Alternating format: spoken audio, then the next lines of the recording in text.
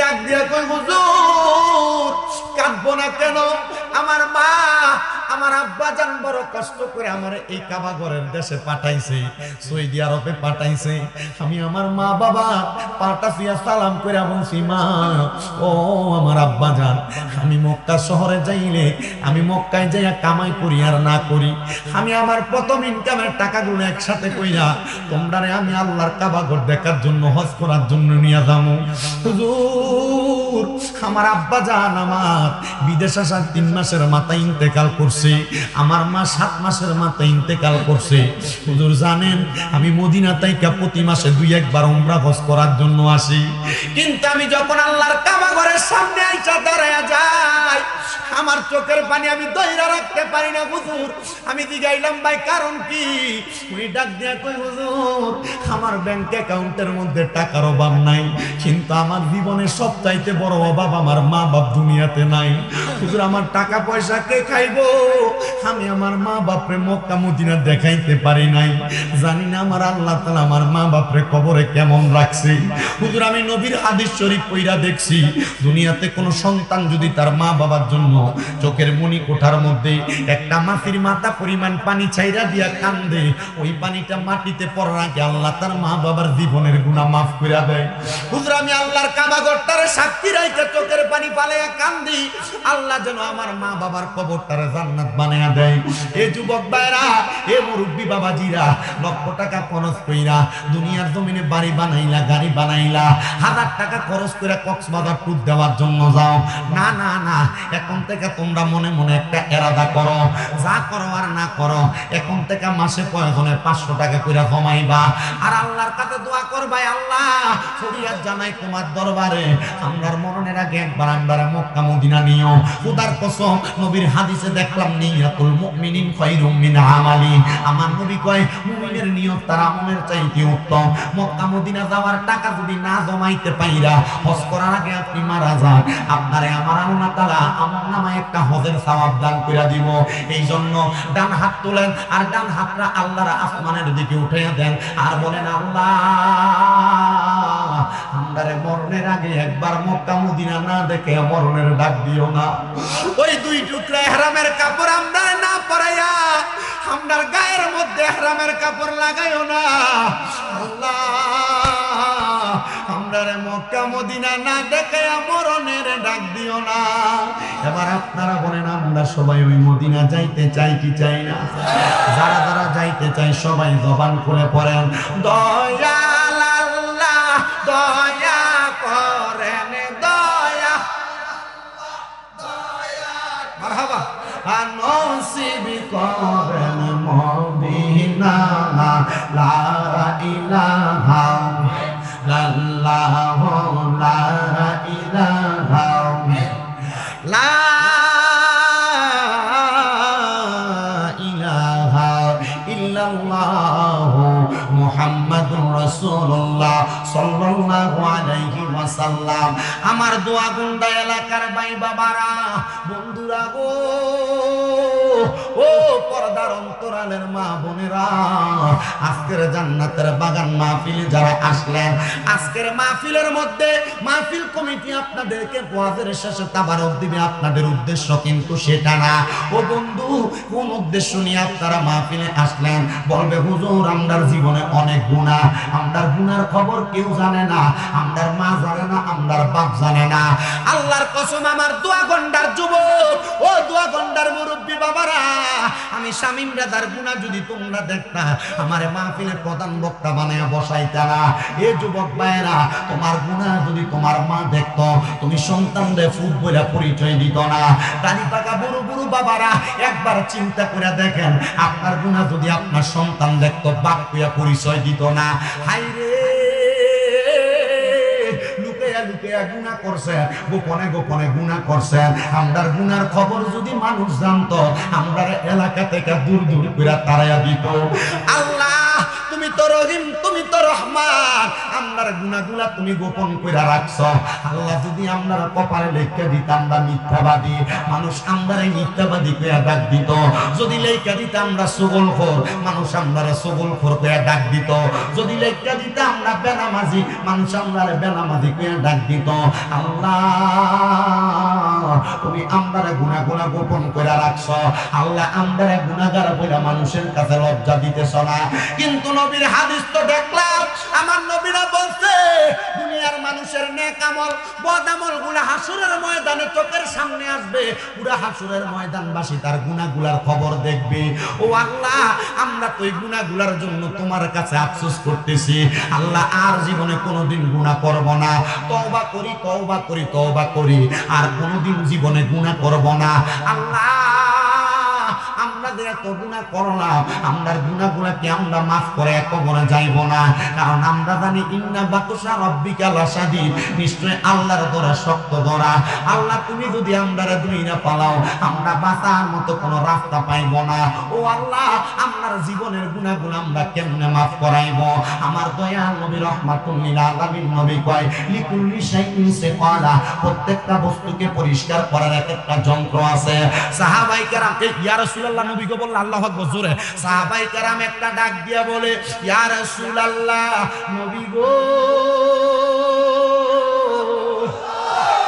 ও দয়াল নবীজি তাহলে আপনার উম্মত যে গুনাহ করবে আপনার উম্মতের বাম স্তনের দুই আঙ্গুল নিচে লতিফে কলব ওই লতিফে কলবের মধ্যে গুনার দাগ পড়া যায় ওই গুনাহ আপনার উম্মত কেমনে maaf করাইব ওই গুনাহগুলো পরিষ্কার করার যন্ত্রটা কি আমার নবী কয় ওয়াসি কলাতিল কুলুবি যিকরিল্লাহ ওই কলবের ময়লা পরিষ্কার করার যন্ত্রটা হলো আল্লাহ তাআলার জিকির আসেন বাবারা বন্ধুরা আমরা একটু কলবের ময়লাগুলো পরিষ্কার করানোর জন্য চক্ষুটা বন্ধ করে দিয়ে নিজের কলবের দিকে খেয়াল করে জীবনের সব গুনাহ কাটার কথা স্মরণ করে মুহাব্বতের আওয়াজে একটু আমার আল্লাহ তাআলার ইসমে জাতের জিকির করেন আল্লাহ আল্লাহ আল্লাহ আল্লাহ একটু বন্ধ আল্লাহ আল্লাহ আল্লাহ আল্লাহ ইয়া আমার জায়গা হবে নেই আমার মওলা লাশের জায়গা আল্লাহ মসজিদের পাশে আমার কবর দিও কইরা আমার জায়গা হবে নেই মারহাবা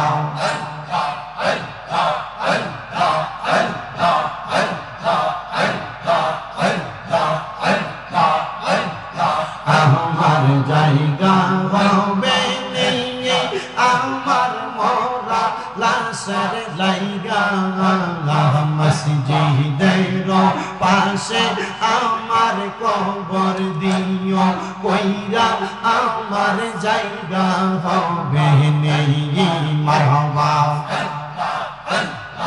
এলাকাবাসী রে আমি তোমরার ছেলে সন্তান কয়দিনের লাগিয়া মৌরার পরে সবাই আমায় যাবে রে বলিয়া কষ্ট হইলেও 3.5 হাত মাটি দিও কইরা আমার জায়গা হবে নেই মারহাবা আল্লাহ আল্লাহ আমার জায়গা হবে নেই আমার মওলা লাশের জায়গা আল্লাহ মসজিদের পাশে আমার কবর দিও কইরা আমার জায়গা হবে নেই মারহাবা আল্লাহ আল্লাহ আল্লাহ আল্লাহ আল্লাহ আল্লাহ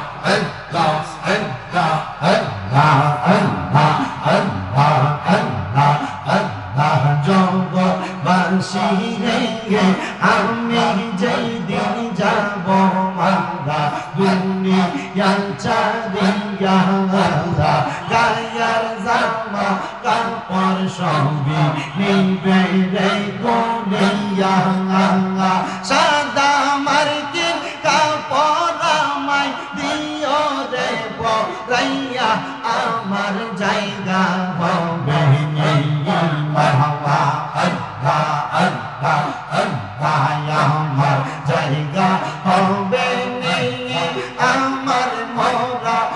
পাশের জায়গা মসজিদের পাশে আমার কবর দিও কইরা আমার জায়গা হবে মারহাবা আল্লাহ আল্লাহ আল্লাহ আল্লাহ আমার দয়াল নবী বিনে গো আপন বলতে কে নাই জগতে আল্লাহ আল্লাহ বেবে দেখি সব বিদেশি বেবে দেখি সব বিদেশি মিশে মায়ার জগতে আপন বলতে কে নাই জগতে মারহাবা আল্লাহ আল্লাহ যারা তোমার অতি গয়া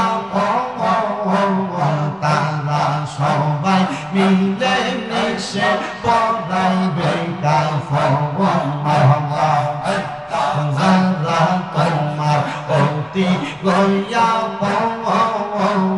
তারা সবাই মিলে মিশে পড়াইবে কাফন আল্লাহ আল্লাহ মাটির নিচে করবে দাফন মাটির নিচে করবে দাফন গলে থাকতে দিবে না আপন বলতে কে নাই জগতে আমার দয়াল নবী বিনে আপন বলতে কে নাই জগতে মারহাবা আল্লাহ আল্লাহ আচ্ছা বাবা মাওলানা আমার মাথা বাবা মাওলানা কি সুন্দর বা নাইলা তোমার রাস্তা না মারহাবা আর বাগদা দিশা মাওলানা আমার গুনিয়ার হুজুর মাওলানা কি সুন্দর বা নাইলা তোমার রাস্তা না মারহাবা দেশ বিদেশে কোরআন সুন্নাহ দেশ বিদেশে কোরআন সুন্নাহর বৃক্ষরোপণ করিলা বাবা মাওলানা কি সুন্দর বা নাইলা তোমার রাস্তা না মারহাবা আল্লাহ আল্লাহ আল্লাহ আল্লাহ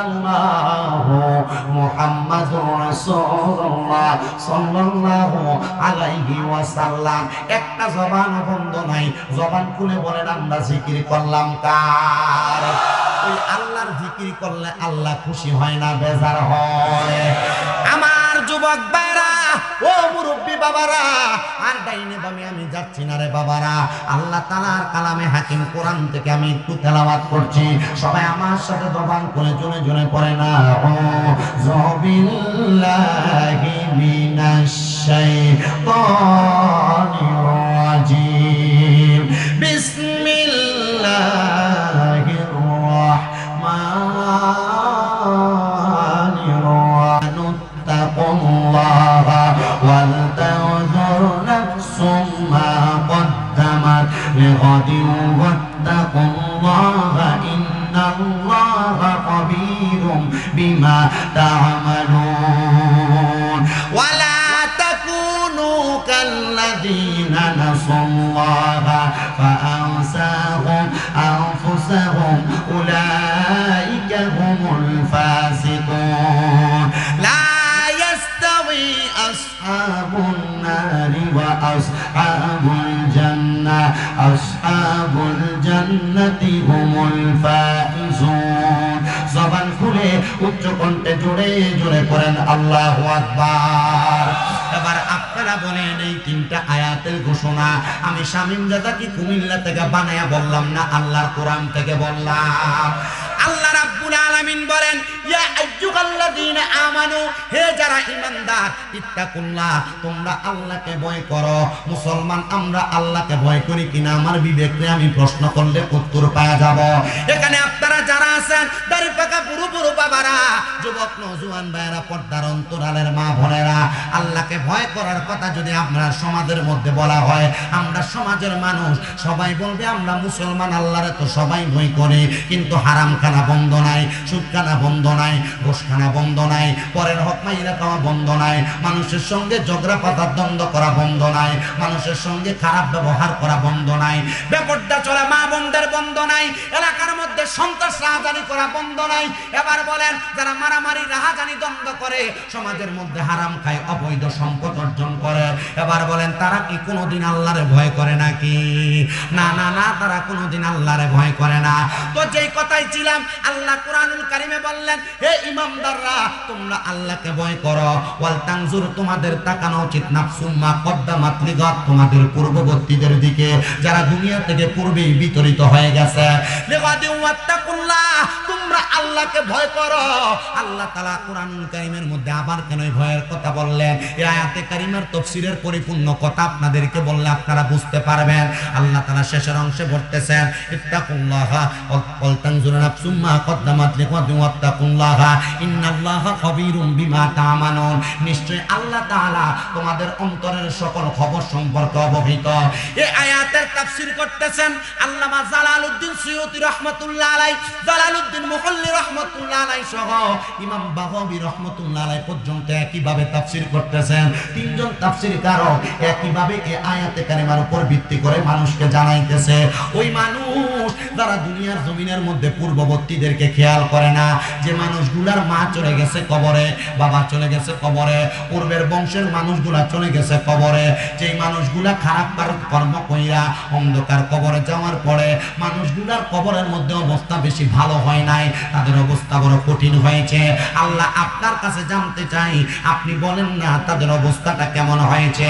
এবার আল্লাহ তাআলা কুরআনুল কারীমের আয়াতের মাধ্যমে জানায় দেয়, ও বান্দা, লা ইয়াস্তাউই আসহাবুন নারি ওয়া আসহাবুল জান্নাহ, বান্দা শোনো, যারা জান্নাতি যারা দোজখী তারা একরকম না। এবার আপনারা বলেন, যারা জান্নাতি যারা দোজখী তারা কি কোনোদিন একরকম হইতে পারে নাকি? না না না, বান্দা শুনে নাও, তারা একরকম হইতে পারে না। তারা জান্নাতি তারা একরকম, তারা দোজখী তারা আরেক রকম। ও নবী গো, আপনার কাছে আমরা জানতে চাই, আপনি বলেন না জান্নাতি যারা তাদের অবস্থাটা কেমন হবে? আমরা তো জানি দোজখী যারা তাদের অবস্থাটা বড় খারাপ হয়ে যাবে।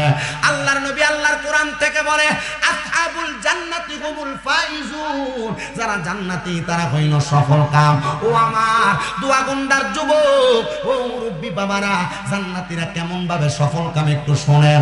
জান্নাতীরা কবরে গেলে শুধু সফল কাম না, যারা জান্নাতি তারা দুনিয়া থেকে কবরে যাওয়ার পর, কবর থেকে হাসর, হাসর থেকে মিজান, মিজান থেকে ফুলসেরাত, একবারে প্রত্যেকটা জায়গার মধ্যে তারা সফল কাম।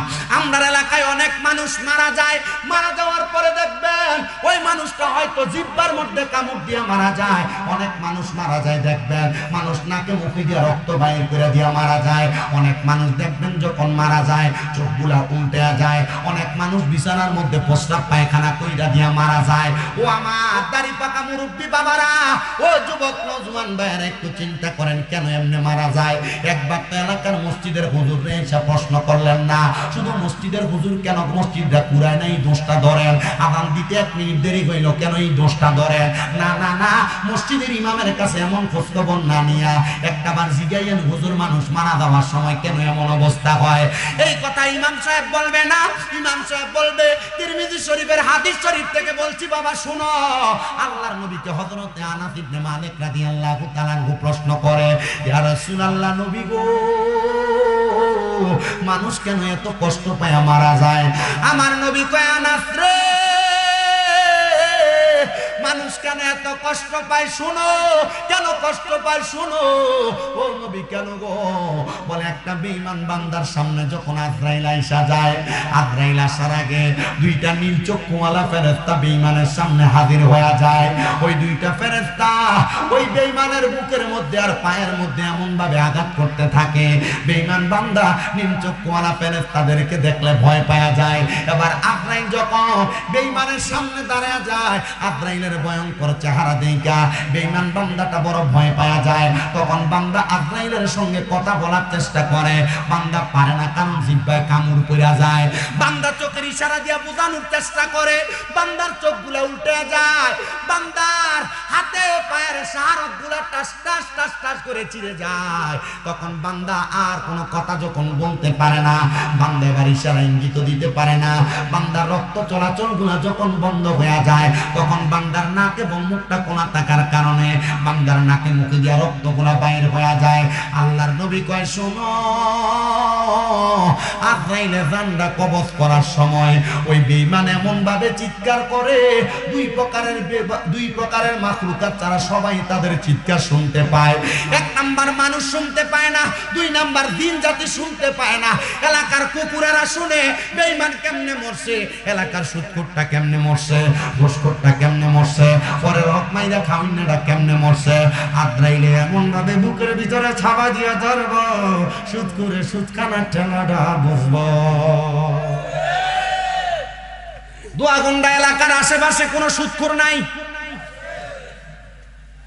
ঘুষখোর নাই বাইবাতি যার জমি দখল করে খায় এমন লোক নাই আহারে আছে তো আছে এলাকার সর্দার মাতাব্বরির দায়িত্ব বর্তমানে সুদখোর টিরে দেয় মসজিদ কমিটির সভাপতি সুদখোর ঘুষখোর টিরে বানায় কথা কোন ঠিক না মসজিদ কমিটির ভিতরে দেখবেন বেশিরভাগ এলাকায় সভাপতি সুদখোর ঘুষখোর হারামখোর এরা যদি জিগায় এই সুদখোররা কেন সভাপতি বানাইলা কয় হুজুর মসজিদের নিচের সব টাইজে বেড়া দিছে লাগে সভাপতি মসজিদের ঠাই গ্লাস দিয়ে বেড়া দিতে লাগে সভাপতি হুজুর মসজিদের ইমামের বেতনটা মাসে মাসে বেড়া দেয় লাগে সভাপতি মুয়াজ্জিনের খানা দেয় বেড়ার ঘরে লাগে বেড়া সভাপতি আছে না না এডি মরার সময় এমন চিৎকার করব রে ও দোয়াগুন্ডার যুবক এ দোয়াগুন্ডা এবারে মনে কয় কি ওয়াজটা জায়গা মতো হটতাছে না এলাকার লোকে মিল্লা যাইতাছে আমি শামীম রাজা বেশি শিক্ষিত না একবারে মূর্খ মানুষ এলেম কালাম বেশি নাই শুধু বিভিন্ন এলাকায় যাইয়া বাস্তবমুখী দুই একটা কথা বলি বিদায় মানুষ আমার দাওয়াত দেয় আর মহিলারা পছন্দ করে একটু জিকির আজকার করি মা বাপের ওয়াজ করি এলাকা হয়তো আপনার এলাকায় অনেক মহিলারা গুরুদ্বারে বইয়া বই ওয়াজ শুনতাছে আমার মা বোনেরা মনোযোগ দিয়া শুনো তোমাদের উদ্দেশ্যে একটু ওয়াজ দিয়া যায় এখন আর বেড়াইতে সুদ খায় না এখন বেরিয়ে গিয়ে আলগা সুদ লাগায় কথা কই না সাসার কাছে যদি মিলা গেছে না সাসার কাছে যায় যদি কয় কাকা 10,000 টাকা হাওলাত দেন জানি একটু দেখেন না অবস্থাটা কাকা কয় আমার কাছে বাবারে আমার কামাই রুজি নাই কই থেকে না তো শাশির কাছে যায় ক তার বইনে তার কাছে কটা টাকা দিছে সাইলে দেওয়ানের লাগে কথা কই নাকি লিগা আছে না নাই আমি আমার মা বোনদের কাছে বলবো মা যদি জান্নাতে যাইতে চাও এই হারামখানা বন্ধ করে দাও প্রয়োজনে মানুষের বাড়িতে কাম করে করে খাইবা রিস্কা চালাইয়া খাইবা মাটি গাইটা খাইবা আল্লাহর কসম এই রিস্কা চালাইয়া মাটি গাইটা যে খানা খাইবে খানা হালাল খানা খাইবা আর নচেত হারাম খানা খাইয়া পেটের মধ্যে খানা ঢুকাইবা কব গেলে মার কম হবে না আল্লাহর নবী কয় শোনো জগতের মানুষেরা আমি যখন মেরাজে গেলাম মেরাজে আপনারা কি ওয়াজ বুঝলে দিতেছেন কোন আমি কিন্তু ওই যে বেঈমানের মৃত্যুর ওয়াজ করতেছি এর মধ্যে সুদখোরের কথাটা আনছি বিদায় ওয়াজটা একটু করে দিয়া যায় অসুবিধা হবে না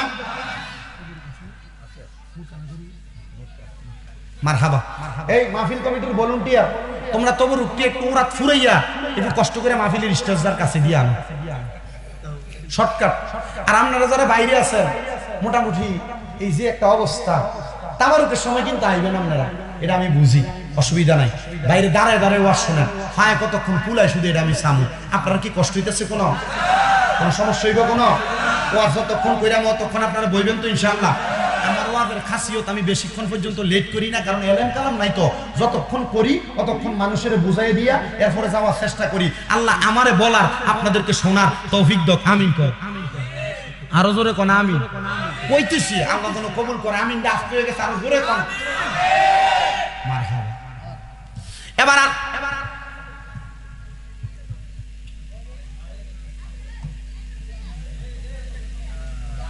এটা বাইরের আওয়াজ না?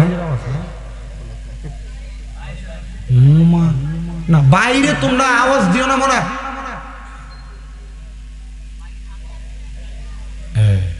আল্লাহ কবুল করক, জোরে কোন আমিন, মোহাব্বতে কোন আমিন। গভীর মনোযোগ দেবেন। আল্লাহর নবী বলে আমি যখন মেরাজে গেলাম আল্লাহ আমারে দুইটা নিদর্শন দেখাইছে। জোরে কোন কয়টা? আস্তে কইছে জোরে কোন না কয়টা? আল্লাহর নবী কয় উম্মত আমার আল্লাহ আমি নবীরে দুইটা নিদর্শন দেখাইছে, একটা জান্নাত আর একটা জাহান্নাম। জান্নাতের কথাটা আমি পরে আলোচনার মধ্যে আনতেছি। আল্লাহর নবী কয় জাহান্নামের দিকে যখন আমি তাকাইলাম জাহান্নামের মধ্যে এমন কিছু মানুষ দেখছি যাদের পেটের দিকে আমি তাকাইয়া দেখি কাল বুয়ুতিন, তাদের পেটটা ঘরের মতো দেখা যায়। এরা মাথা মাথার জায়গায় আছে, পাও পায়ের জায়গায়, হাত হাতের জায়গায়, কিন্তু এদের পেটটা কাল বুয়ুতিন ঘরের মতো। আমি নবী তাকাইয়া দেখলাম এদের পেটের মধ্যে বড় বড় সাপ আবার এই পেটের মধ্যে ঘোরাফেরা করতেছে। সাহাবায়ে কেরাম কই নবীজি এদের পেটটা কেন এমন, এরা কারা? আল্লাহর নবী কয় এরা হইল ওই ব্যক্তি যারা দুনিয়াতে হারাম খাইছে, যারা সুদ খাইছে, যারা পরের হক মাইরা মাইরা খাইছে। এবার আপনারা বলেন আমরা এলাকায় পরের হক খাই না মানুষ কম আছে? কম আছে। ভাই মারা গেছে ভাতিজার জমি দখল করে খায়, আছে না নাই? মানুষের টাকা পয়সা মাইরা খায়, আছে না নাই? হাওলাতের নাম দিয়ে আইন না এরপরে টাকা দেন এমন সিটার বাটফার এলাকায় আছে না নাই? ও মুসলমান আপনাদের কাছে আমি আরেকটু বোঝানোর চেষ্টা করি।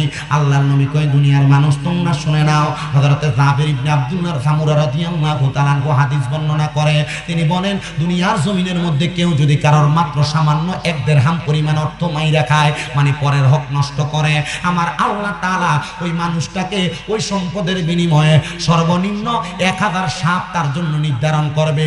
কবরের মধ্যে দেওয়ার পর এই ব্যক্তিটারে এমন একটা ঘরের মধ্যে আবদ্ধ করবে, চারদিক থেকে দংশন করবে। কিন্তু মানুষ শুনো, ওই কবরের মধ্যে শাস্তি পাওয়ার আগে এরা দুনিয়াতে কিছু শাস্তি পাইব। বলে হুজুর শাস্তিটা কি? ওই পরের হকটা যখন খাইব এই ব্যক্তি দেখবা গ্যাস্ট্রিক, আলসার, ডায়াবেটিস, ক্যান্সার, এমন রোগ ওই রোগ। মানুষের হক খাইলো মাত্র 5 টাকা, কিন্তু ডাক্তারের হাজিগঞ্জ বাজারে ভিজিট দেয় 1500 টাকা। আবার দেখবা টাকা দেয়া মাসে মাসে বছরে বছরে একটা চেকআপ করায় 1 লাখ 1.5 লাখ। এজন্য একজন পাগলা কইছিল পরের হক হরণে গতি নাই। পরের হক হরণে গতি নাই। এবার যদি মরণে গতি না থাকে কেমনে মরণে গতি নাই? শোনো, ওই আজরাইল যখন বুকটার ভিতরে থাবা দিব ওই পরের হক খাইন না হারামখোর। কও কি খুর? জোরে কও কি খুর? খুরের অভাব নাই, আছে না? সুদখোর, ঘুষখোর, হারামখোর। সভাপতি কথা না, এটা একবার জোয়ান সভাপতি টুপি লাগাইছে। আমি কই আল্লাহ এই বেটা যদি মাহফিলের সভাপতি হই রে, মাশাআল্লাহ, আল্লাহ কবুল করো, আমিন কোন। তো খুরের অভাব, খুরের অভাব। ওই হারামখোরদের অবস্থা কেমন হইব? কয় 2 প্রকারের মাখলুকাত এদের চিৎকারের আওয়াজ শোনে না, মানুষ আর জিন জাতি আওয়াজ শোনে না। আজরাইল এমন ভাবে থাবা দিব, আজরাইলের থাবা পাইয়া বিছানার মধ্যে প্রস্রাব পায়খানা করে দিবে, বান্দা টের পাবে না। মানুষ বলবে হাই রে এমন মরা কেমনে মরল, মনে হয় দুনিয়াতে কোনো পাপ কইরা মরছে। আল্লাহর নবী শিখিয়া দেয় শুধু এই মরাটার মধ্যে শেষ না রে বান্দা, শোনো না, মারা যাওয়ার পর থেকে তার বিয়াজ্জতি শুরু হয়ে গেছে। এবার ওই ব্যক্তি মারা যাওয়ার পরে ব্যক্তিটার বিয়াজ্জতি হইল। ওই ব্যক্তির রূহটা যখন 2 জন ফেরেশতা, কি কালার শোক যেন বলছিলেন, নীল কালার শোকলা, এই ফেরেশতারা ওই বান্দার রূহটা নিয়ে যখন আলমে আরোহার দিকে রওনা করবে, আলমে আরোহার দিকে রওনা করার সময় এই বান্দার রূহটা যখন সেই জায়গার মধ্যে রাখার জন্য যাবে, বান্দা যা দেখবে আলমে আরোহার দরজাটা বন্ধ করা, আলমে আরোহার দরজা বন্ধ দেখা বান্দা এবার নিচের দিকে আসতে থাকবে। তাকে দেখবে আসমানের দরজা বন্ধ, সামনে বন্ধ, ডাইনে বন্ধ, বামে বন্ধ। ওই বান্দাটার পেছন দিয়ে শুধু জাহান্নামের দরজা খোলা। আজরাইলের সাথে ফেরেশতারা ডাক দিয়া বলবে আল্লাহ এই বান্দার রূহ তো কোনো জায়গার মধ্যে রাখা যায় না। এবার বলবে জাহান্নামের দিকে নিয়ে যাও। এবার জাহান্নামের সামনে যেই ফেরেশতারা দাঁড়িয়ে থাকবে, সর্বনিম্ন ডান দিকে 19 জন, বাম দিকে 19 জন। ওই ফেরেশতারা ওই বেঈমান হারামখোরের, ওই বেঈমান পরের হক কামিনা ব্যক্তির এর দিকে থুতু নিক্ষেপ করবে। নীলসো কলা 2টা ফেরেশতা জিজ্ঞাসা করবো কিরে ফেরেশতারা থুতু কেন মারো? বলে এটা তো বানা মানুষের রূহ না, এটার শরীর থেকে দুর্গন্ধ বাইর হয়।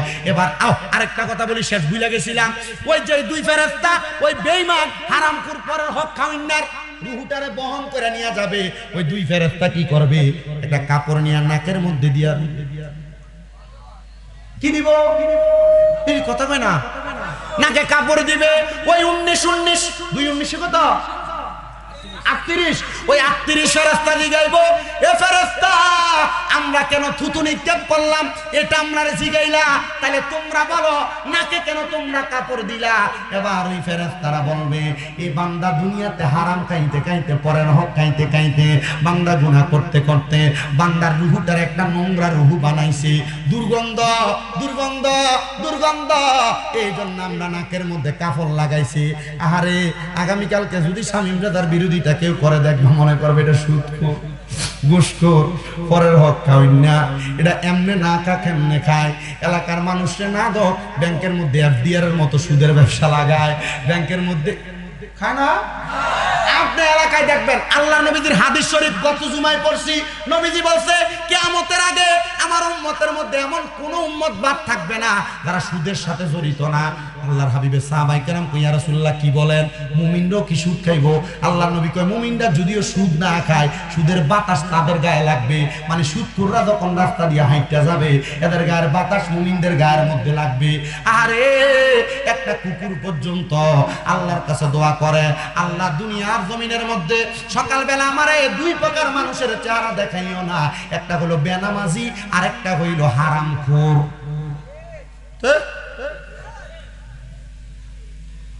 তাহলে কিয়ামতের আগে এমন কোন মানুষ বাদ থাকবে না যারা সুদের সাথে জড়িত নাই, এমনে না খাক।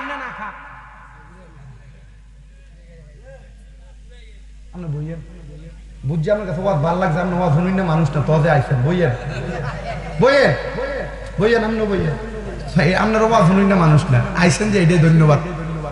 আলহামদুলিল্লাহ। তখন শরম দিছি না, দোয়া করবো, কলজার থেকে দোয়া করবো। আমি আপনার ফুতের মতো মনে মনে বদদোয়া দিবেন কোনো ভাবদানা বা বদদোয়া দিও না। যদি মন চাই যখন বদদোয়া আইব তখন দোয়া করে লইবা, যখন বদদোয়া আইব কি করবা? কাবা শরীফের ইমামের কথা শুনছেন না, এর মা যখন এর কোনো অপকর্মের কারণে বদদোয়া মনে কষ্ট যাইতো, এত দোয়া করতো, আল্লাহ তোরে কাবার ইমাম বানা। বদদোয়া কি করতো? আল্লাহ তোরে কাবার ইমাম বানা। ঠিকই মার বদদোয়ার কারণে কাবার ইমাম হইছে। একটা সাক্ষাৎকার দিছে, এর জিজ্ঞাসা আপনি যে কাবার ইমাম হইছেন এটার পিছনে সবচাইতে সার্থকতা কার? আমার মার। কয় কেমনে? আমার মার বদদোয়ার কারণে আমি কাবার ইমাম হইছি। কয় কেন? আমার মা যখন আমার প্রতি নারাজ হইতো তখন আল্লাহর কাছে কইতো, আল্লাহ আমার জন্য কাবার ইমাম বানায়। আল্লাহ আমারে কাবার ইমাম বানায় দিছে। সুবহানাল্লাহ জোরে নাই? আরে মহাব্বতে কোন সুবহানাল্লাহ। ইয়া রাসূলুল্লাহ আলাইহি সুন্নাত ওয়াল জামাত জিন্দাবাদ জিন্দাবাদ। দেখছেন নিয়া পাগলা মানুষ বুঝতাছে। এই দোয়া এই জন্য মা বাপের কাছে আমার আবদার থাকবো, মা বাবা পারলে দেন আপনার ফাও আমার সামনে দেন, আমি আমার জিহ্বাটা দিয়ে আপনার ফাওটা পরিষ্কার করে দেন। তবুও ফুতেক মানুষ তো বুঝে না, অন্যায় কইরা লাই, বেদবি কইরা লাই, বদদোয়া দিয়েন না। যখন বদদোয়া আইব একটু দোয়া করেন, রাজি আছেন না? দোয়া করেন, দেখবেন ফুতে বুঝবো। আর যদি না বুঝে আপনি মরার পরে কবরের কাছে যাইয়া কবরের মাটি ধরে ধরে কান্দবে। বহুত ফুতে এমন কান্দে, বহুত সন্তান এমন কান্দে, কান্দে কি না? মা বাপরে যাবতা থাকতে বাদ দিছে না, কিন্তু মার কবরের সামনে যে কান্দে। এই যে আজকে মাহফিল হইতেছে, বহুত ফলাফাইন বাপের লেগে কান্দে। আগে হাত খরচের জন্য বাপের কাছে 10 টাকা চাইয়া নিত, দেখুন বাপ কবরে 100 টাকা হাত খরচের জন্য দিতে পারে না। এই জন্য আম্মা আব্বার কাছে আমার আবদার, বদদোয়া দিয়েন না, আপনারা বদদোয়ার কারণে সন্তান ধ্বংস হয়ে যায়। আল্লাহ মা বাবার নেক দোয়া আমরার উপর দান করুন, আমিন। সবাই মুহাব্বতে দুরূদ শরীফ পড়েন, আল্লাহুম্মা সাল্লি আলা হুজুরে সাদেন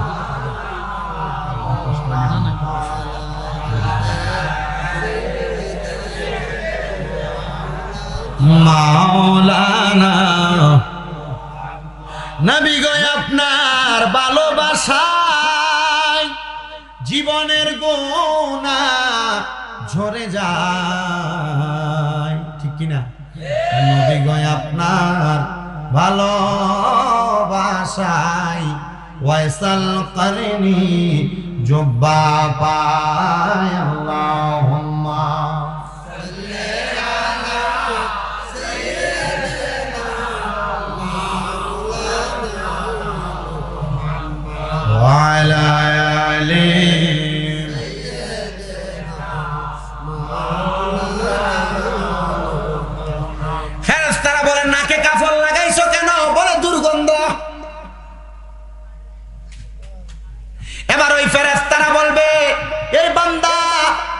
নিক্ষেপ হওয়ার কারণ হইল বান্দার দুর্গন্ধ। এজন্য বান্দার শরীরের দিকে আমরা থুতু নিক্ষেপ করি, দে রে দে, বান্দারে তাড়াতাড়ি জাহান্নামের আগুনে ফালাইয়া দে। এবার বান্দারে যখন জাহান্নামের আগুনের মধ্যে ফালাইব, হাদিস শরীফ আল্লাহর নবী রাহমাতুল লিল আলামিন নবী কয়, লাল রঙের আগুনটারে আল্লাহ তাআলা 500 বছর, আবার কোন কোন বর্ণনাকারী বলে 1000 বছর যখন আমার আল্লাহ পুরাইব, লাল রঙের আগুনের রংটা সাদা হইব। আরো 1000 বছর যখন পুরাইব, এবার সাদা রঙের আগুনের কালার কালা হইব। এই আগুনে পুরাইতে পুরাইতে বান্দা চিৎকার করবে, বান্দা জাহান্নামের মধ্যে পিপাসার্ত হইয়া আমার আল্লাহ তাআলার ফেরেশতার কাছে কইব, ফেরেশতা একটু পানির ব্যবস্থা হবে নি গো ফেরেশতা, দাও না একটু পানি দাও না। ওই ফেরেশতারা কি করবে, গরম একটা লোহার পাত্র রে অন্যান্য জাহান্নামীদের রক্ত পুষ দিয়া তবে নেও খাও। তবে এইগুলা কেমনে খাইমু, দুনিয়ার পানির মধ্যে একটা মশা পড়লে খাই না, মাছি পড়লে খাই না, পোকা পড়লে খাই না, অন্যদের রক্ত পুষ আমি কেমনে খামো। হাদিস শরীফে রক্ত পুষ গুলারে কয় তিনাতুল খাবাল, মানে রক্ত এবং পুষ অন্যদেরকে আগুনে পুরাইয়া যেই রক্ত পুষ হয়েছে এগুলা নে খা। বলে আমি খাইতে পারবো না। বলে দুনিয়াতে তো পরের হক মাইরা বালাই খাইছ, সুদের টাকা তো বালাই খাইছ, পরের হক মাইরা খাইতে ভালো লাগছে, এখন এই পানি খাইতে ভালো লাগে না। ওই জাহান্নামীরা খাইতে পারবে না, তবুও তাদেরকে জোর করে খাওয়ায় দেওয়া হবে। রুকসুম নামক ফেরেশতা ওই জাহান্নামীদেরকে যখন পানিটা পান করাইব, এবার ফেরেশতারা ওই পানিটা পান করাইয়া দিলে বান্দার পেটের নাড়ি গুড়ি গুনা বান্দার পায়খানার রাস্তা দিয়ে টরটর করে বের হবে। ও বান্দা কেমন শাস্তি, কেমন শাস্তি, একটা বার তুমি চিন্তা করছো নি রে বান্দা। এবার শুই না নাও, যদি কোনো ইমানদার বান্দা মারা যায়, একটা ছোট বাচ্চার মাথার মধ্যে হাতটা বুনিয়া দিলে ছোট বাচ্চা যেমন কইরা ঘুমায়া যায়, ইমানদার বান্দা তার বিছানার মধ্যে এমন ভাবে ঘুমায়া যায়। ইমানদার বান্দার রূহ কবজ করার জন্য আজরাইল যখন ইমানদার বান্দার সামনে দাঁড়ায়া যায়, আজরাইল ইমানদারের বুকের মধ্যে হাত দেয় রূহটা কবজ করার জন্য। বুকের মধ্য থেকে আওয়াজ আসে না, আজরাইল ইমানদারের বুক দিয়া কষ্ট দিয়া তুমি রূহ কবজ করতে পারবা না। বলে কেন? বলে আমরা দুইজন ফেরেশতা ইমানদারের সামনে দাঁড়াইলাম এই বুকের পাহারা দেওয়ার জন্য, কারণ এই বুকের মধ্যে ইমানদারের কোরআন এবং হাদিসের ভালোবাসা ছিল, এই জন্য বুক দিয়া ইমানদারের রূহটা তুমি কবজ করতে পারবে না। আজরাইল হাত দিবে ইমানদারের মুখের মধ্যে, চেহারার মধ্যে। আজরাইল ডাক দিয়ে বলবে, এ ইমানদার বান্দার রূহ, ইমানদার বান্দার রূহটাকে আজরাইল আর কবজ করতে পারবে না। কারণ কি? কারণ কি? বান্দার চেহারার মধ্যে 5 ওয়াক্ত নামাজের ওযু করার কারণে যে একটা নূর চমকাইছে, বান্দার সালাতের পক্ষ থেকে আওয়াজ আসবে, না না না, ইমানদার বান্দার রূহ মুখ দিয়ে কবজ করা যাবে না। কারণ ইমানদার আল্লাহ তাআলার আনুগত্যের মাধ্যমে তার চেহারাটাকে বিনীত কইরা সুবহানা রাব্বিয়াল আলা বইলা দুনিয়াতে কাটাইছে। এবার ইমানদারের ডান দিকে আক্রমণ করা হবে, ইমানদারের ডান দিক থেকে আওয়াজ আসবে, না না না, ইমানদারের রূহ ডান দিক দিয়ে কবজ করা যাবে না। কারণ আমি হইলাম ইমানদার বান্দার মা বাবার খেদমত, আমার ডান দিক দিয়ে কবজ করা যাবে না, বাম দিক দিয়ে আক্রমণ করা হবে। বাম দিক দিয়ে ইমানদারের রূহটা কবজ করা যাবে না। বাম দিক থেকে আওয়াজ আসবে, আমি ইমানদারের দান সদকা, ইমানদারের বাম দিক দিয়ে কবজ করতে পারবে না। এবার আজরাইল আমার আল্লাহর দরবারে ফিরে যায়, ডাক দিয়ে কয়, আল্লাহ ইমানদারের রূহ তো কবজ করা যায় না, কেমনে করব?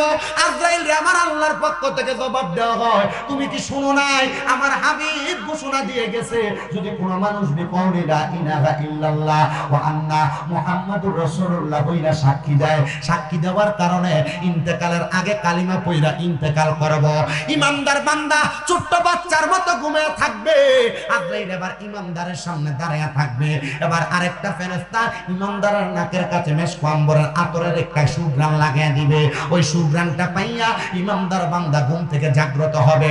জান্নাতে একটা আপেলের মধ্যে কালিমে তাইয়্যিবা লা ইলাহা ইল্লাল্লাহ মুহাম্মাদুর রাসূলুল্লাহ সাল্লাল্লাহু আলাইহি ওয়াসাল্লাম কালিমাটা লেখা থাকবে। ইমানদার জবাব দিয়া কালিমা পড়া শুরু করে দিবে।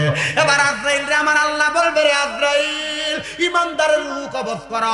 আল্লাহ কেমনে? বলে ইমানদারের জবান দিয়ে একটা বাতাস বের হবে যেন আমার ইমানদার কোনো কষ্ট না পায়। আরে বেঈমান মারা গেল কেমনে? হারামখোর মারা গেল কেমনে? প্রস্রাব পায়খানা করে দিয়া রক্ত বাইর হইয়া, আর ইমানদার বান্দা টের পায় না। আজরাইল রূহটা কবজ করবে। রূহুল আলমে আরোহায় যাওয়ার সময় আজরাইলের ডান হাত বাম হাত থেকে রূহটা পিছল ভাবে বাইন্না আমরা ধরিনি। কি মাছ? এটা মনে হয় একবারে ফাঙ্গাস মাছের মতো ধরে রাখা যায় না, হাতে থাইনি। এটা হাতের থেকে ছুটতে পারলে আবার প্যাকেট তলি।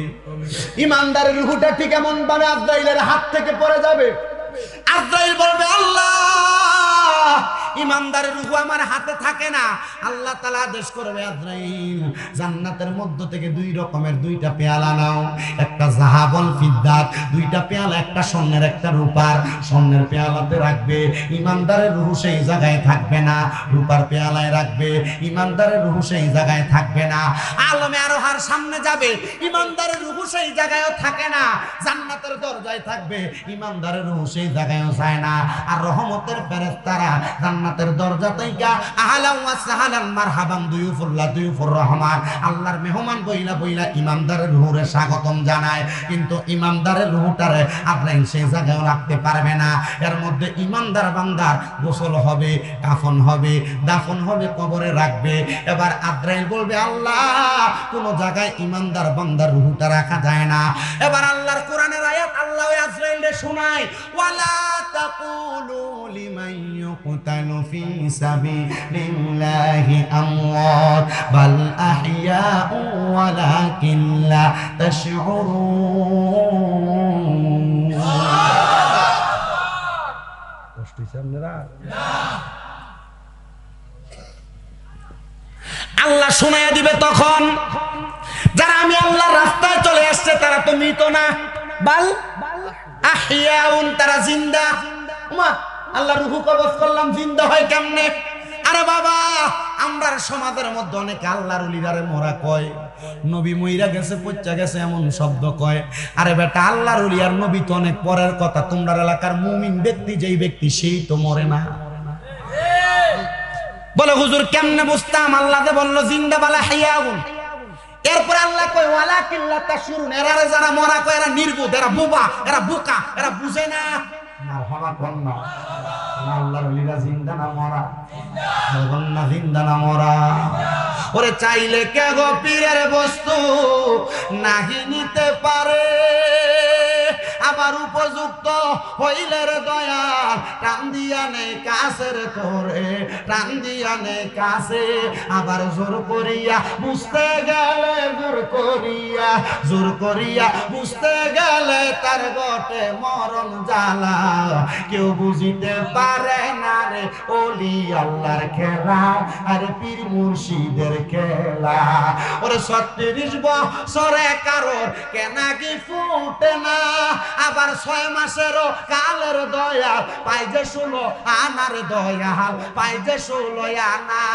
আরে জোর করিয়া দিবে তোরে, জোর করিয়া, জোর করিয়া দিবে তোরে ববের যত প্রেম জ্বালা।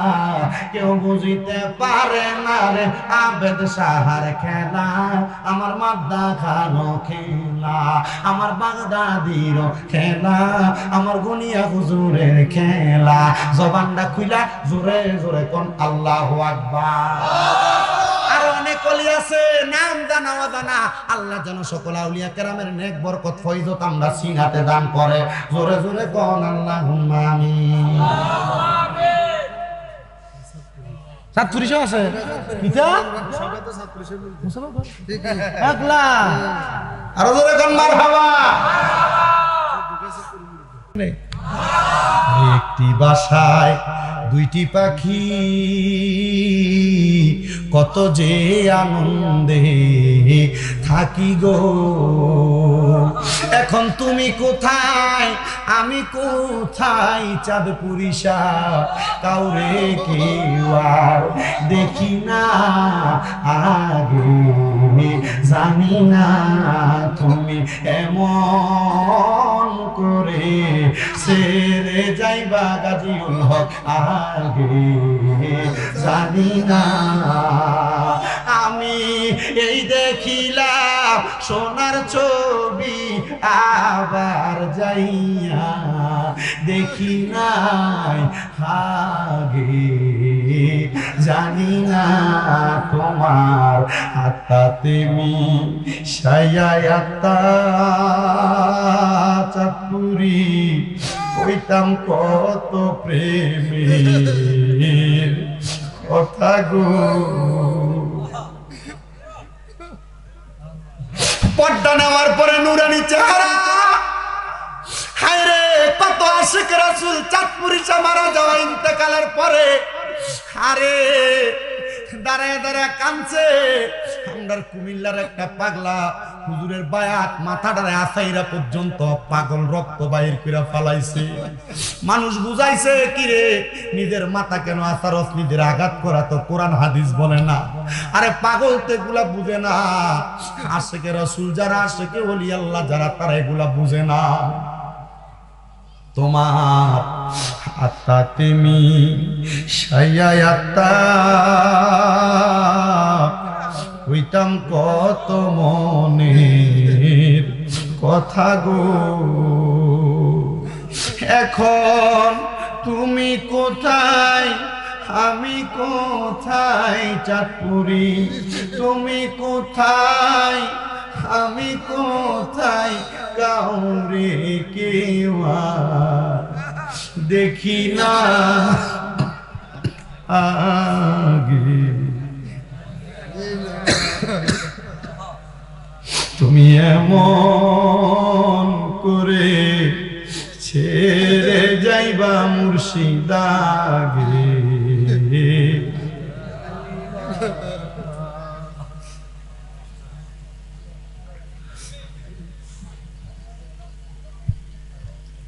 মুর্শিদের প্রেমের আগুন যার অন্তরে লাগছে রে, আল্লাহর ওলিদের সুহবত যার গায়ের মধ্যে লাগছে, ওই ব্যক্তিগুলা কখনো পথহারা হয় না। আর যদি পথহারা হয় মনে করবেন আল্লাহর ওলির দরবারে তার কোনো বেয়াদবি আছে। ওয়াজটা যেই জায়গায় ছিলাম সেখান থেকে শেষ করে ওলিদের একটু কথা বলে আমি ইতি টানবো। মুমিন বান্দা ইন্তেকাল করছে, ইন্তেকাল করাটা কোনো স্বাভাবিক ইন্তেকাল নয়। মুমিন বান্দা ইন্তেকাল করার পরে মুমিন বান্দাটা রুহুটা কবজ করছে, বান্দা টের পায় নাই। ওই বান্দার রুহুটাকে ফিরিয়ে দেওয়া হবে কবরের মধ্যে। সুবহানাল্লাহ কোন বান্দার রুহুটাকে যে ফিরিয়ে দিবে, ফিরিয়ে দেওয়ার পরে বান্দা কি মরা না জিন্দা?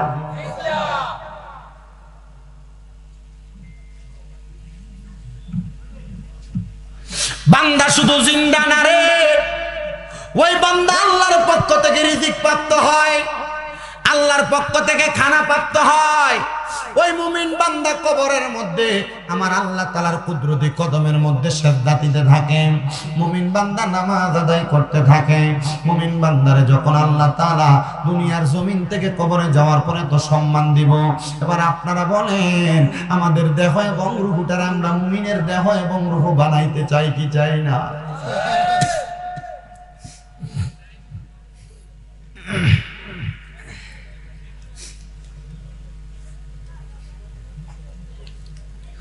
মুমিন হওয়ার জন্য যে খাসলতের প্রয়োজন, মুমিন হওয়ার জন্য যে নিদর্শনের প্রয়োজন, আপনি আমি মুমিন কিনা আমরা জবান দ্বারা আমরা সবাই বলি আমরা মুমিন, বলি কিনা? কিন্তু আমরা যে মুমিন এটার কোনো নিদর্শন, এটার কোনো গ্যারান্টি আসেনি বাবা। হাজীগঞ্জ বাজারে যাবেন, বাটা দোকানে জুতা কিনবেন, 3 মাসের জন্য গ্যারান্টি আছে না? কিন্তু আপনি আমি কেমন মুমিন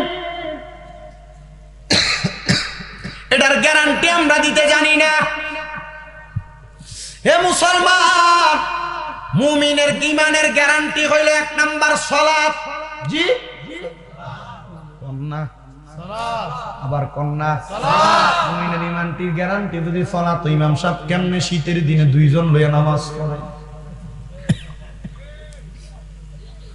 মুমিনের ঈমানের গ্যারান্টি যদি সালাত হয়, ইমাম সাহেব কেমনে একটা মসজিদ পরিষ্কার করা লাগে? আল্লাহর দোহাই লাগে, যদি মুমিনের নিদর্শন পরিচয় দিতে চান, এক নাম্বার আল্লাহ তাআলার ইবাদত সালাতের মধ্যে মনোযোগী হয়ে যান। সবাই জবান খুলে দুরূদ শরীফ পড়েন, আল্লাহুম্মা অল্প অল্প হঠাৎ করে ওয়াইলা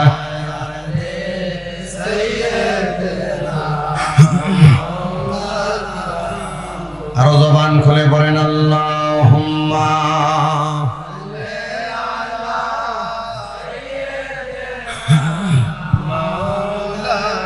কপাটে গেছে কপ ওয়াইলা আলী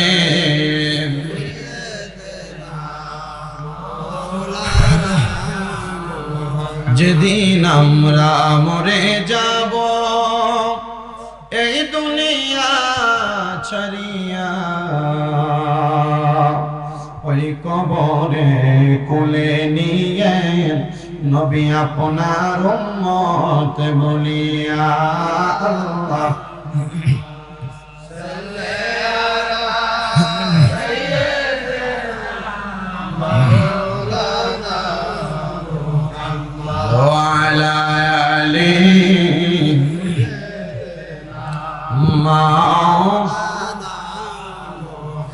তো বলছিলাম মুমিনের নিদর্শন এক নাম্বার সালাত। জোরে কোন নাকি?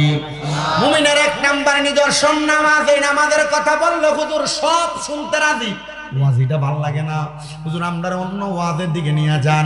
বাবা মুমিনের এক নাম্বার নিদর্শনের কথা বললাম, মুমিন কোনোদিন খারাপ দিকে কদম বাড়াবে না, হারামের দিকে কদম বাড়াইব না, খারাপ কাম মুমিনের কোনোদিন ভালো লাগবে না। শুনেন রে আমার দোয়া গন্ডার যুবক, ও মুরব্বী বাবাজিরা, ও পর্দার অন্তরালের মা, আমি আপনাদেরকে মুমিনের খাসিয়তের কথা বইলা দেই। এবার মুমিন কেমনে আল্লাহ তাআলাকে পাওয়ার জন্য চেষ্টা করে। হযরতে কাব রাদিয়াল্লাহু তাআলা নবীজির সবচাইতে প্রখ্যাত একজন সাহাবী হযরতে কাব বিন আহবাব রাদিয়াল্লাহু তাআলা আনহু, হযরতে কাব নামে উনি পরিচিত। তিনি বলেন, আমি দুনিয়ার জমিনের মধ্যে চলাফেরা করা অবস্থায় আমি মুসা নবীর কয়েকজন উম্মতের সঙ্গে সাক্ষাৎ হইছে। সুবহানাল্লাহ কই না? সুবহানাল্লাহ। কার উম্মতের সঙ্গে? বড় বয়স্ক মানুষ। পূর্বে কিন্তু মানুষের বয়স অনেক ভারী বয়স ছিল, আমরা 60-70 বয়স, বেশি বয়স হায়াত পায় না।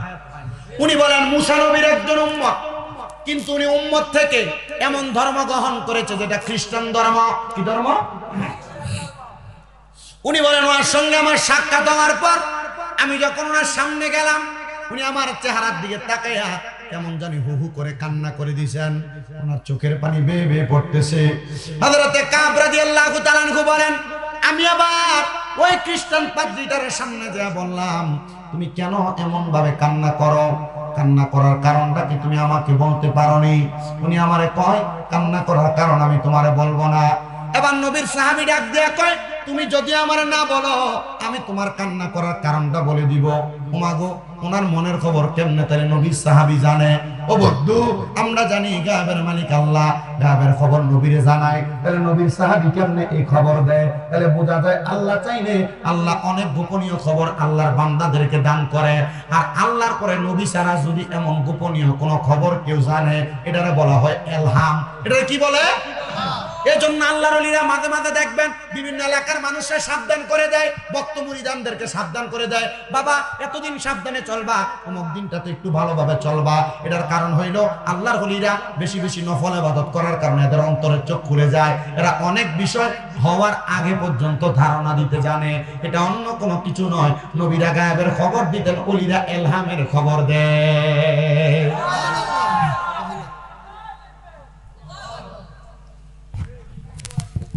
মোহাব্বত করে যদি দিতা তাকবীরটা, তাহলে সবাই তোমার তাকবীরে জবাব দিত। তুমি যে দুষ্টামি করে দিছো এটা সবাই বুঝা লাইছে। কারণ আমি তো ওয়াজের প্রথম থেকে আমরা খেয়াল করতেছি, সোনা বন্ধু।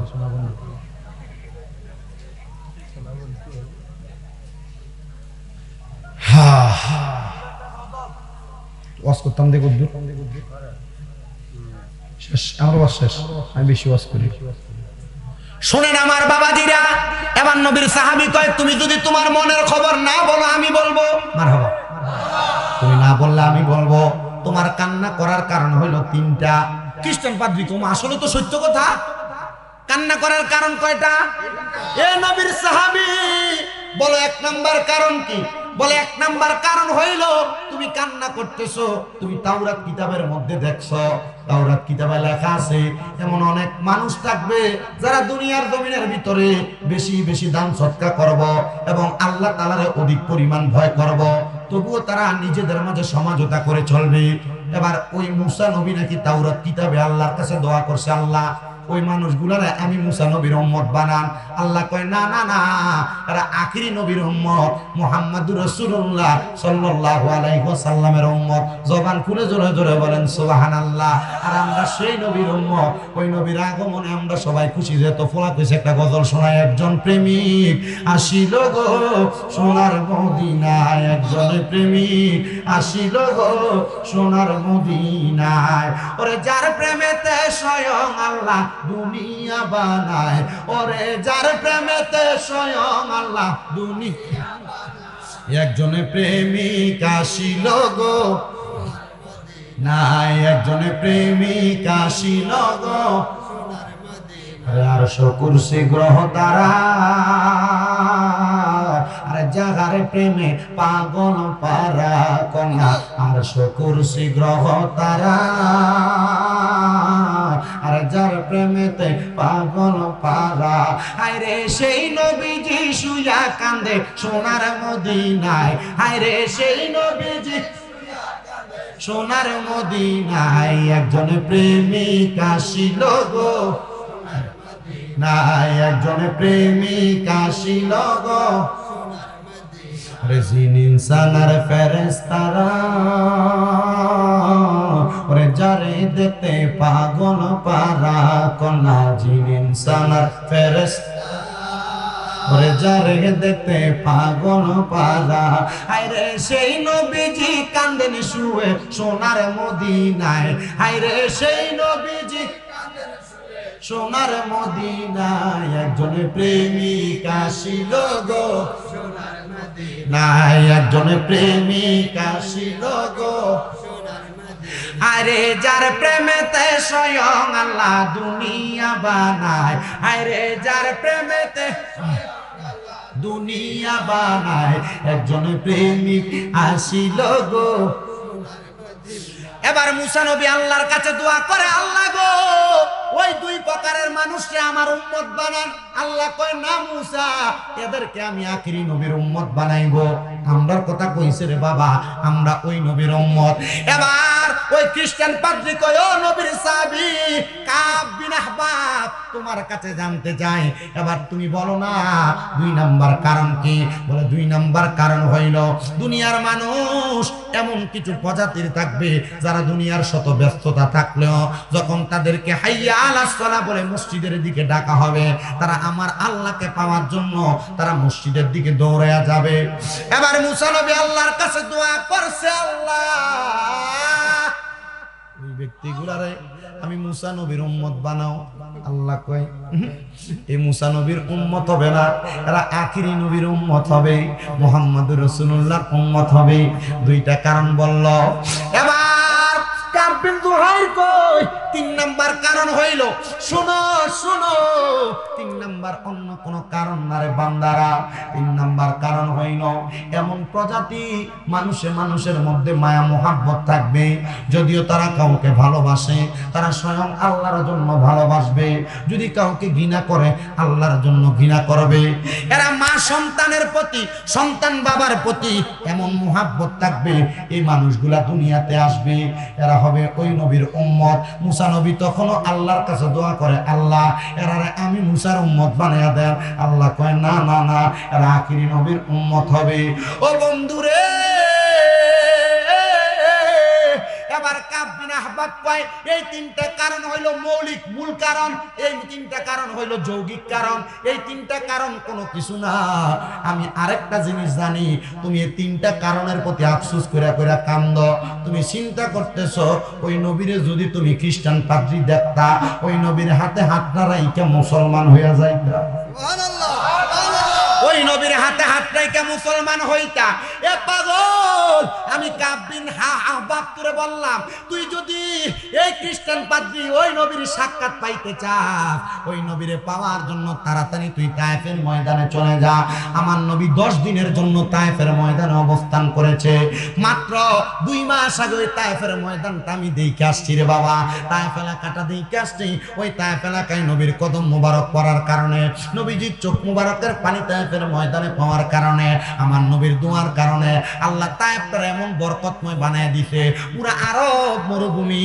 কিন্তু তায়েফের এলাকার মধ্যে দামি দামি ফল হয়, আনার হয়, আপেল হয়, আঙ্গুর হয়, অন্য কোনো কারণ না, নবীর কদম মুবারক ওই জায়গায় লাগার কারণে, নবীর দোয়ার বরকতের কারণে। এবার ওই খ্রিস্টান পাদ্রী, বন্ধু শুনো, শুনো রে শুনো, ওই খ্রিস্টান পাদ্রী নবীর সন্ধান পাওয়ার জন্য চইলা গেছেন আল্লাহর হাবিবের সাক্ষাৎ লাভের আশায়। ওই জায়গার মধ্যে গেলেন, ওই জায়গায় যায় দেখলেন আমার নবী তায়েফ থেকে বিদায় হয়ে চলে আসছেন। খ্রিস্টান পাদ্রী বলে, কত তালাশ করলাম মুহাম্মদুর রাসূলুল্লাহ সাল্লাল্লাহু আলাইহি ওয়াসাল্লাম আমি পাইলাম না, কিন্তু আমি খ্রিস্টান পাদ্রী তালাশ করতে থাকলাম। কাব বিন জুহাইর বলে, আমি যখন তার দেখলাম সে মক্কাতে চলে আসছে, আমার নবীজি জন্মভূমির মায়ায় মায়ায় আমার নবী মদিনাতে চলে গেছে, নবীজিকে তালাশ করার জন্য ওই পাদ্রী যখন রওনা করবে, রওনা করার আগের রাতে ওই খ্রিস্টান পাদ্রী মক্কাতে ইন্তেকাল করেছে। মক্কার মানুষ আমার নবীরে কষ্ট দিছে, মক্কার মানুষ আমার নবীরে আঘাত করেছে, মক্কার মানুষ আমার নবীজির কলিজায় আঘাত দিছে। আমার নবী কষ্ট সহ্য করতে না পেরে মদিনায় চলে গেছে। খ্রিস্টান পাদ্রী বলে, এই মক্কার মানুষ শতভাগা কপাল পোড়া হওয়ার কারণে আমার নবীজি হিজরত করে মদিনার মধ্যে চলে গেছে রে বাবারা। আর ওই মদিনা এমন বরকতওয়ালা, আল্লাহ তাআলা দোয়া করছে, আল্লাহ তাআলার কাছে নবী দোয়া করছে, আল্লাহ মক্কাতে কি বরকত দিবেন, আপনি মদিনাতে এর চাইতে আরো বেশি বরকত দান করেন। নবীর হাদিস পড়ে দেখলাম আমার নবী শিখিয়ে দেয়, মক্কায় গেলে যেই বরকত, মদিনায় গেলে তার চাইতে ডাবল বরকত, ডাবল।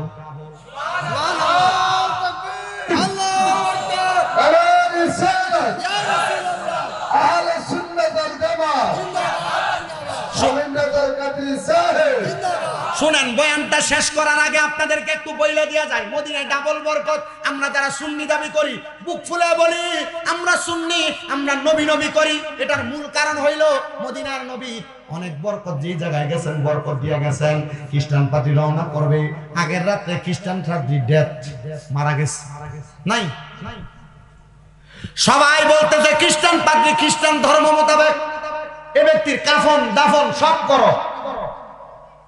মানুষ কয়ডারে কাফন দাফন করবে?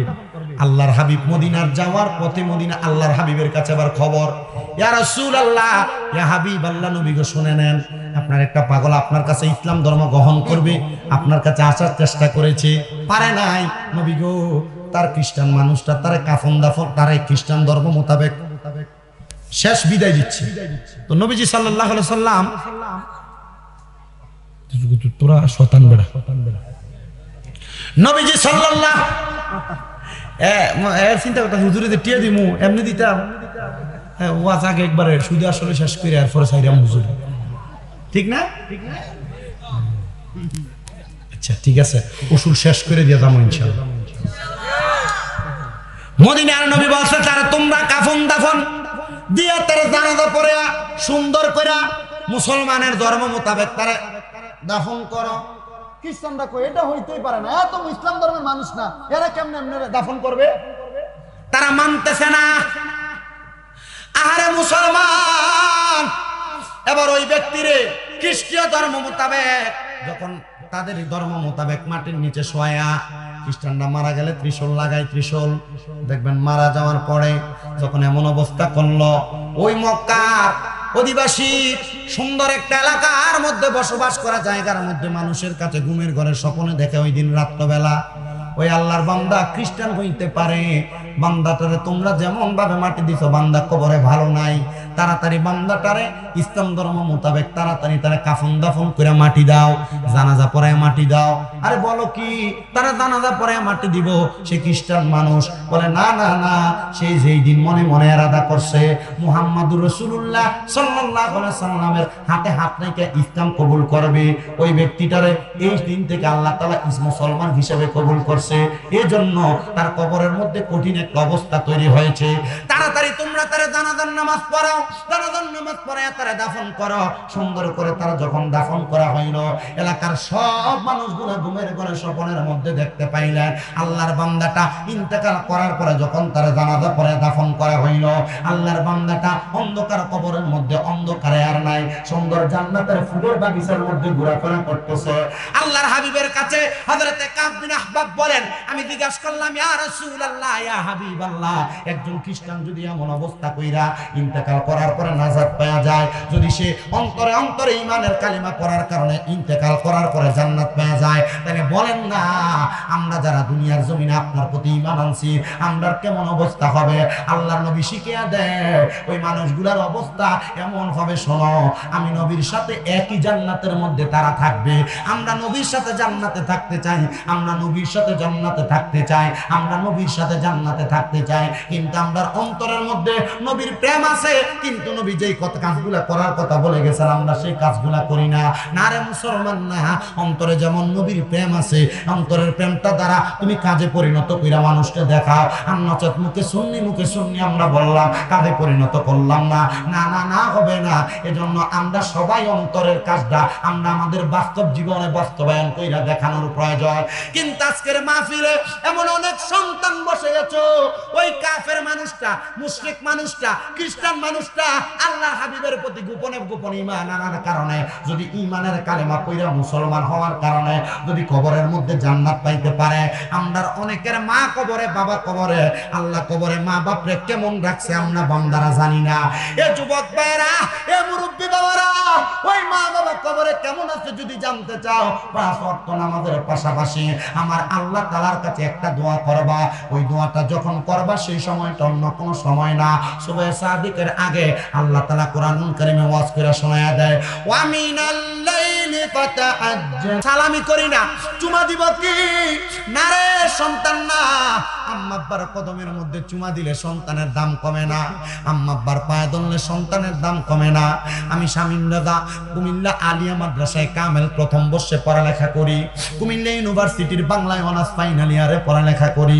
আল্লাহর কসম, আমি আমার শিক্ষাগত যোগ্যতা দিয়ে ওয়াজ করি না। যখন আমি মাদ্রাসায় ক্লাস 4 এর মধ্যে পড়ি, কুমিল্লা হাউজিং স্টেটের বড় মাঠের মধ্যে ওয়াজ হইছে, একজন আলেম ওয়াজ করছিল। ওয়াজ করার পরে আমি শুনছি ওই আলেম কইছে, আম্মা আব্বার কদমে চুমা দিনে, আম্মা আব্বার কদমের কাছে নত হইলে আল্লাহ তাআলা সমস্ত পৃথিবীর কাছে তারে বড় বানায়া দেয়।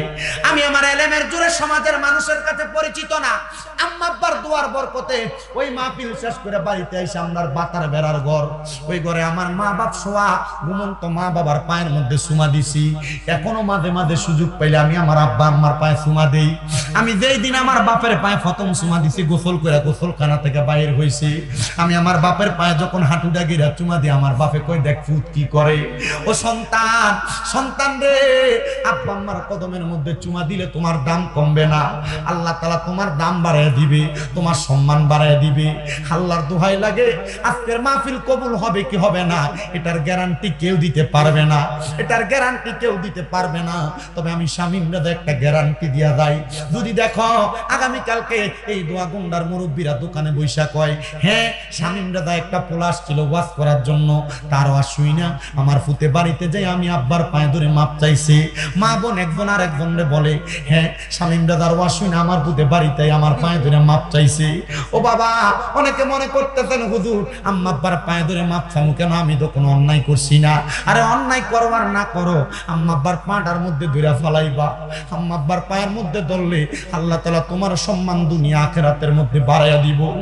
অনেকে চিন্তা করে, চোখের পানি পালায়া পালায়া কান্দে, হুজুর যাদের বাড়িতে আব্বা আছে তারা বাড়িতে যে আব্বার পায়ের মধ্যে ধরে মাপ চাইবো, আমার তো আব্বা না, আমি কার পায়ে ধরে মাপ চাইবো? হুজুর যাদের বাড়িতে মা আছে তারা বাড়িতে যে আমার পায়ে ধরে মাপ চাইবো, আমার তো মা না, আমি কার পায়ে ধরে মাপ চাইবো? সন্তান রে, মা পান্তা ভাত গুলা খাইতো না, মা রাইকা দিত আমার পুতের রৌদ্র দিয়ে আইলে পুতরা পান্তা ভাত খাইলে পেটটা ঠান্ডা হইব। ওই মা অন্ধকার কবরে বাড়িতে আইতে দেরি হইলে মা বাপরে রাত্রে বারবার বলতো দেখেন না গায়া পুত্রানি আইয়ে, মা ঘুমাইতো না। কে জানি মা ফিলে বসতো এমন মা অন্ধকার কবরে। মা গো তোমার মত লয় না কেহ আমায় বুকে টানি, আদর করে মুছে না কে মা, আদর করে মুছে না কেউ আমার চোখের পানি।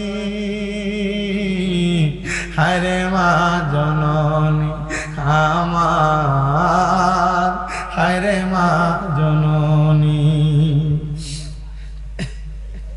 এ সন্তানের দল কার জানি এমন মা কবরে, কার জানি এমন আব্বা জান অন্ধকার কবরে। তোমার আব্বা জানের জুতার তলা ক্ষয় হইতে হইতে পায়ের গোড়ালিটা মাটিতে লাগতো, নতুন জুতা কিনতো না। ঈদের নামাজ পড়তে দোয়া গুন্ডার ঈদগাতে আসছে, পুরান জামা কাপড় পরা পুরান পাঞ্জাবিটারে দুই আব্বা ঈদের নামাজ পড়তে আসছে, কিন্তু তুমি সন্তানরে নতুন জামা কাপড় কিনা দিছে। আজগা তোমার আব্বারে যদি ঈদের দিনে জিজ্ঞাসা করতে আব্বা আপনি যদি নতুন জামা কাপড় পরেন না, আব্বা উত্তর দিত আমার কি আর এখন ঈদের বয়স আসেনি। আব্বা কইতো না অভাব টাকা নাই। আজকে তুমি সন্তানের কাছে হাজার হাজার টাকা, ব্যাংকের মধ্যে লাখ লাখ টাকা, কিন্তু আব্বারে 500 টাকা দিয়ে কিনে একটা কাপড় পরাইতে পারো না, আব্বার একটা লুঙ্গি পরাইতে পারো না। সন্তান একটাবার চিন্তা করে দেখো, তোমার মার কাপড়টা ছিঁড়া ছিল, ওই কাপড়টা সুই সুতা দিয়ে ছিলে ছিলে আম্মা যেন উল্টে পাল্টে পড়ছে, কিন্তু তুমি স্কুল কলেজ যাওয়ার সময় মা তোমারে 5-10 টাকা হাতে দিছে। কিরে তোমার কাছে তো টাকার অভাব নাই, কিন্তু তুমি 500-1000 টাকা দিয়ে কিনা তোমার মার একটা কাপড় পরাইতে পারো না। আরে পরাইবা কেমনে? তোমার মা দুঃখিনী অন্ধকার কবরে। সন্তান একবার চিন্তা করে দেখো, মা বাপ যদি বাচ্চা থাকতো, ওই মা বাপরে অন্ধকার কবরে যাওয়ার আগে যদি মাসে 1000 টাকার করে ফল কিনা দিতা, আম্মা আব্বার পেছনে 12 মাসে 12,000 টাকার ফল খাওয়াইতা। মা বাপ যদি অসুস্থ থাকতো, ওই মা বাপরে যদি তুমি মাসে 1000 টাকার ওষুধ বড়ি কিনা দিতা, তাহলে তোমার 12 মাসে 12,000 টাকা ওষুধ খরচ লাগতো। তোমার মা তোমার বাবা তোমার লাখ লাখ টাকার বাড়ির জায়গা দিয়ে গেছে, ক্ষেত পাথরে জায়গা দিয়ে গেছে। যদি তুমি মাসে যেই বাড়িতে থাকো 5,000 টাকা করে ভাড়া দিতা, 12 মাসে 60,000 টাকা ভাড়া লাগতো। এই সন্তান মা বাপ কবরে কেমন আছে তুমি তো জানো না। আল্লাহ যেন মা বাবার কবরে জান্নাতি খাবারের ব্যবস্থা করে দেয়, আল্লাহ যেন মা বাপরে কবরে জান্নাতি নিয়ামতের ব্যবস্থা করে দেয়। একটা সন্তান শুধু করে দোয়া চাই, আমি আমার আব্বা আম্মার জন্য কাজ করে দোয়া চাই। আগামী বছর এই মাহফিলটার মধ্যে আমার মা বাবার নামের উপরে আমি আল্লাহর হস্তে 10,000 টাকা দান। দেখেন গো আল্লাহ, আমরা গুনাহগার নাখানদার নাচিস তোমার শাহিন শাহী পাক দরবারে মাপ পাওয়ার আশায় আল্লাহ আমি গুনাহগারের সাথে প্রখ্যাত আলেম দ্বীন সহ এলাকার গণ্যমান্য ব্যক্তিবর্গ সহ আমার দাড়ি পাকা বয়স্ক বাবারা, যুবক নওজোয়ান ভাইয়েরা, ছোট্ট ছোট্ট মাসুম বাচ্চারা, পর্দার অন্তরালের আমার অনেক মা বোনেরা, আপনি আল্লাহর শাহিন শাহী পাক দরবারে গুনাহগার কাঙ্গালের বেশে দুইখানা হাত বাড়াইছে আল্লাহ। যার হাতটা তোমার দরবারে পছন্দ হয়, যার হাতটা মায়া লাগে, ওই হাতের উসিলায় আমরার জীবনের গুনাহ তুমি আল্লাহ মাফ কইরা দাও। দয়াল রে, তুমি যদি আমরারে মাফ কইরা দাও, আল্লাহ কারোর কাছে কোনো জবাবদিহিতা করা লাগবে না। আল্লাহ তোমার রহমত থেকে যদি আমাদেরকে অধিক পরিমাণ রহমত দান করে দাও, আল্লাহ তোমার রহমতের কোনো কমতি হবে না রে আল্লাহ। আল্লাহ কত মানুষ তোমার কাছে দোয়া চাই, তোমার কাছে চাই রে আল্লাহ। আল্লাহ আমরা জানি দুনিয়ার এক দরজা থেকে ভিক্ষুকরে ফিরিয়ে দিলে আরেক দরজার মধ্যে যায় হাত বাড়ায়। আল্লাহ আমরা যদি তোমার রহমতের দরজা থেকে ফিরে দাও, বলো আমরা কার কাছে যাই মুরে দয়াল। আল্লাহ মাপ চাই তোমার দরবারে, আমরা রে তোমার রহমত থেকে মাহরুম কইরো না। আল্লাহ আজকের মুনাজাতে কে জানি হাত বাড়াইছে, আল্লাহ কার জানি জগতের মধ্যে আব্বা নাই।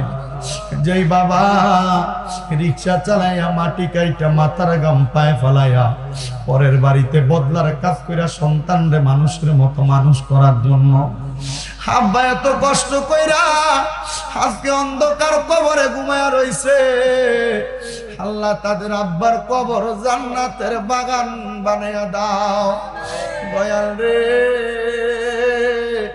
বিশেষ করে আমার ভাইজান মাওলানা বোরহানুদ্দিন মানিক সাহেব, ওনার আব্বার জন্য আকাশুল খাত ভাবে দোয়া চায়। বিশেষ করে ওবায়দুল হক বিপ্লব ভাইয়ের আব্বা দুনিয়াতে নাই, আল্লাহ তাদের দুইজনের আব্বা জানলে তুমি কবুল আর মঞ্জুর করে নাও। অনেকে হাত বাড়াইছে যাদের জনম দুঃখী মা কবরে, ও দয়াল যেই মা 10 মাস 10 দিন গর্ভে ধারণ কইরা সন্তানের প্রসব বেদনা সহ্য করতে মার বড় কষ্ট হইছে, আল্লাহ মাহফিল চাষ করে বাড়িতে যাইব গো, সবার মুখ দেখবো কিন্তু মার মুখটা দেখবে না। আল্লাহ এমন মাজার কবর দেশে রাইখো তোমার মায়ার নজরে, সেই মায়ের কবরেতে আযাব তুমি দিও না, দুঃখের দরদি আমার জনম দুঃখী মা। আল্লাহ অনেকে তিমের হাত বাড়াইতে মাও নাই বাবু নাই জনমের তিক, আল্লাহ তাদের প্রত্যেকের আম্মা আব্বার কবর জান্নাতের বাগান বানিয়ে দাও। যাদের মা বাবা বেঁচে আছে হায়াতে তৈয়বা নসিব করে দাও। আল্লাহ যাদের আম্মা অসুস্থ শিফায়াতেলা কামেলা নসিব করে দাও। বিশেষ করে দোয়া কান্নার জমিনে এই জান্নাতের বাগান মাহফিলে যারা টাকা দিয়া পয়সা দিয়া শ্রম দিয়া বুদ্ধি দিয়া পরামর্শ দিয়া মাইক দিয়া লাইট দিয়া প্যান্ডেল দিয়া মিডিয়ার বাইরে সহ সম্মানিত শ্রোতা মণ্ডলী যারা উপস্থিত হয়েছেন, আল্লাহ প্রত্যেককে তোমার কুদরতের দরবারে কবর মঞ্জুর করে নাও। সম্মানিত সভাপতি সহ মাহফিল কমিটির প্রত্যেকটা সদস্যকে কবুল মঞ্জুর করে নাও। আমার একজন আব্বা জান ওনার মেয়ে ডেঙ্গু হয়েছে, দোয়া চায় আল্লাহ এমন রোগ থেকে সমস্ত পৃথিবীর মানুষদেরকে হেফাজত দান করো। অনেকে আগামী বছর দান করবে বলে ওয়াদা করেছে, আল্লাহ প্রত্যেকের দানগুলা তুমি কবুল মঞ্জুর করে নাও। ফরিয়াদ তোমার দরবারে। অনেক প্রবাসী ভাইরা বিদেশ থেকে দোয়া চায়, আল্লাহ আমার প্রবাসীদের খাত দোয়া কবুল মঞ্জুর করে নাও। এই মাহফিল কিয়ামত পর্যন্ত কবুল মঞ্জুর করে নাও। আল্লাহ মরণ দিবা দুঃখ নাই, তবে বেঈমান বানিয়ে মরণ দিয়েন না। মরণের আগে বারবার তাওয়াফে বাইতুল্লাহ জিয়ারতে রওজা রাসূলুল্লাহ নসিব করায়া আল্লাহ আমাদের সকলের হক্কানি রব্বানি পীর ও মুর্শিদের জবানের সঙ্গে জবান মিলিয়ে পড়ে দিয়েন লা ইলাহা ইল্লাল্লাহু মুহাম্মাদ